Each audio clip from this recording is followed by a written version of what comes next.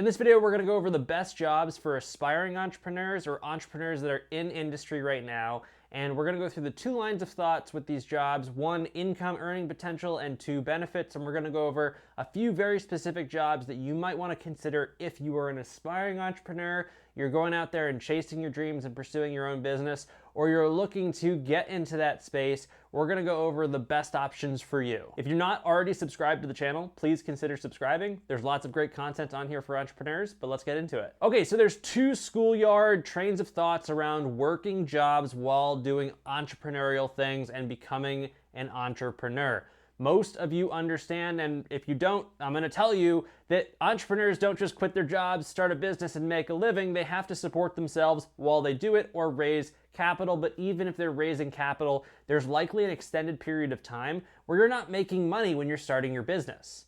So you might ask yourself, how do you support yourself? Well, the reality is a lot of people save money up, but in the long term, it's still not enough to get them through the pain of starting the business and making money. So they have to work jobs while they start their thing. If you look at most, almost 99% of successful entrepreneurs, they have done this. Now, it's funny, most people find themselves working the exact same types of jobs. When you look at every success story and every entrepreneur and every executing entrepreneur out there, they're working the same types of jobs. And again, there are two types of jobs, and we'll go over specific examples in each. So the first and easiest to cover, and I think this is the less important, so stay for the second type. This is the easier one, but it's less important and it's actually less common, is people in sales jobs. Ultimately, the goal here is to increase your earnings over your time potential, meaning that if you make money on commission and you can put your time in and put effort in and automate the process because you're already entrepreneurial, you can make more than you would traditionally make as a W-2 hourly employee or something like that, or a contract employee, and that your earning potential is higher. Therefore, you're gonna have more money to then bootstrap your business and speed up some of the process of starting the business because you're bringing in more money. Sales can also have a little bit more freedom within how you're doing it. You get a little bit more time, you're a little bit more control of your schedule, and that's the other big reason you see people going on the sales route. This could be everything from tech, financial, product, whatever it is, med device.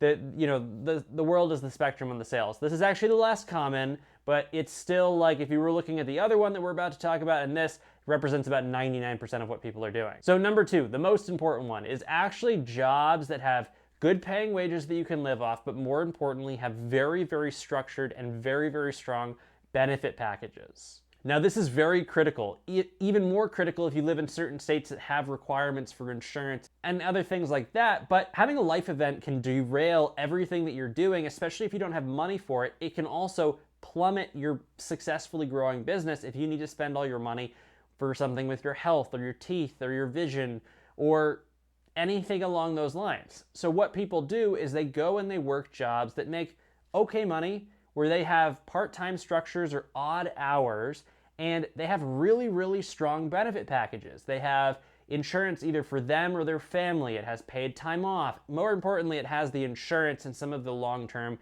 short-term disability, retirement, things that you're not going to be able to take advantage of unless you're paying entirely out of pocket for your business. So they work for a couple sets of companies and industries that have very high coverages for insurances and stuff like that. Even if you're in a situation where you don't feel like you need this, putting your time in an organization like that so you can then bend your schedule to then get you through that starting period of your business until the point where you're making enough to afford your own insurance and stuff like that through your own plan and policy can be very, very critical in just one, opening your life up and your time, your free time, to get it into the business. So you might ask, what types of jobs are those? It's actually funny, you see very, very similar lines drawn in career paths with a lot of successful entrepreneurs.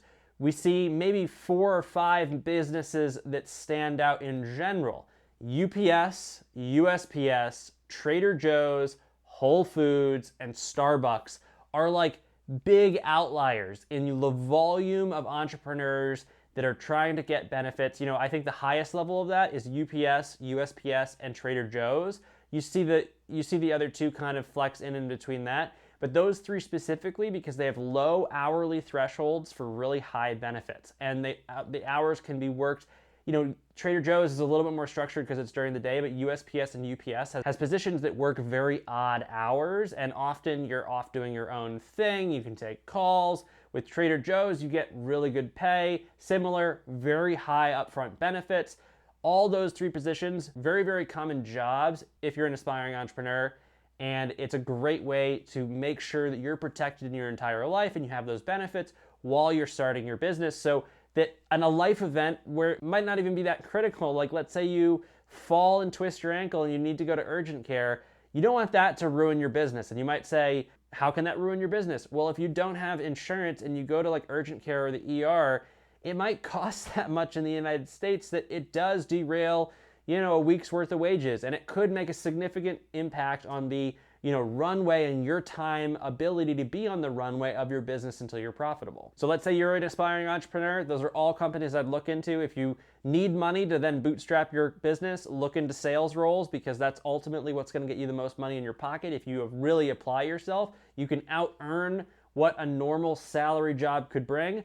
But you have to understand, you need to out earn it. There's time and effort there. But you should utilize your skills as an entrepreneur and build them if you don't have them to be able to do that. On the flip side, if you're ready to make a jump in and you need those benefits, structured time, some money coming in, but more importantly, the benefits that come through, which has quite a lot of dollar value, I would take a look at roles with UPS, USPS, which is the post office, Trader Joe's if you have them local to you, Whole Foods if you don't have Trader Joe's local to you. And if you don't have any of that, obviously, organizations that have low thresholds to benefits for hours and that type of relationship, and still relatively good pay and long-term benefits. And especially with UPS and USPS, it gets you on the track of a retirement and pension. In case your business doesn't work out, you've already put the time in and you can continue to put the time in. So there's a little bit of a fail-safe there in case things don't work out. Hopefully you guys enjoyed the video. Hopefully you learned a little bit about what other people are doing and what some options are for you out there. Otherwise, I'll see you guys in the next video.